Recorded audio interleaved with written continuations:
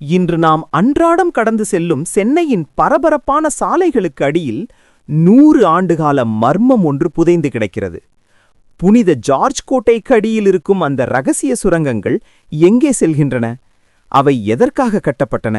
மெட்ராஸின் வரலாற்றின் பக்கங்களில் மறைக்கப்பட்ட அந்த நிலத்தடி சுரங்கங்களின் மர்மத்தை இன்று தேடி பார்ப்போம்.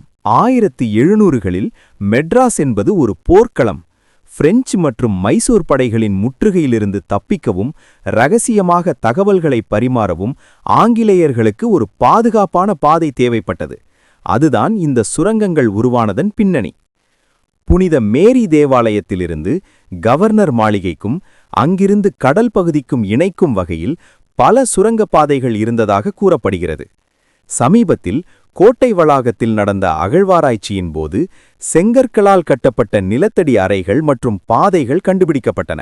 கடல் மட்டத்திற்கு மிக அருகில் இருந்தாலும் நீர் கசியாத வகையில் சுண்ணாம்பு மற்றும் முட்டை வெள்ளைக்கரு கொண்டு கட்டப்பட்ட தந்திரோபாய பொறியியல் இவை வெறும் தப்பிக்கும் பாதைகள் மட்டுமல்ல, போர்க்கால வெடிமருந்து சேமிப்பு கிடங்குகளாகவும் மேகசீன்ஸ்களாகவும் பயன்பட்டன.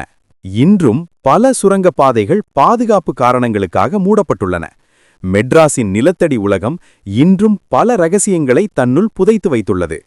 இதுபோன்ற வரலாற்று தேடல்களுக்கு இணைந்திருங்கள். நீங்கள் இந்த கோட்டைக்கு சென்றபோது இப்படி ஏதேனும் மர்மமான இடங்களை கவனித்திருக்கிறீர்களா? உங்கள் பதிலை மறக்காமல் கமெண்ட் செய்யுங்கள். கோட்டையின் சுரங்கங்கள் ஒரு ஆரம்பம்தான். இதுபோல மெட்ராஸில் இன்னும் எத்தனை ரகசிய இடங்கள் இருக்கின்றன என்று உங்களுக்கு தெரியுமா? நமது அடுத்த வீடியோவில் மெட்ராஸின் பழமையான கலங்கரை விளக்கங்கள் பற்றி பார்க்கப் போகிறோம். அதை தவறவிடாமல் இணைந்திருங்கள். நன்றி.